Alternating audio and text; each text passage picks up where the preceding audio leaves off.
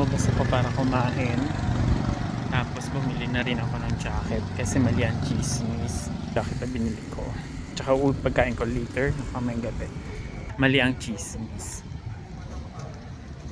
Malamig pala.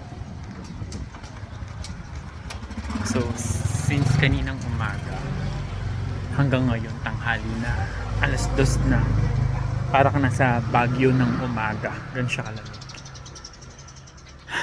Malamig siya, kailangan mo mag-jacket. So, kahit sanay tayo sa lamig, ayoko na mapulmon niya. So, bumili ako ng jacket. Kasi puro dala ko sando. So, napabili tayo ng jacket. Medyo mahal lang dito. Ganun talaga kasi malayo. Varsity jacket ang meron. So, I need to buy. Ito muna ako dun sa aking pinagstayan. Bukas ko, mamayang gabi ko na hanapin yung mga tour. Okay, since day 1 pa lang naman. Hanggang day 5 tayo dito. Okay, bye-bye.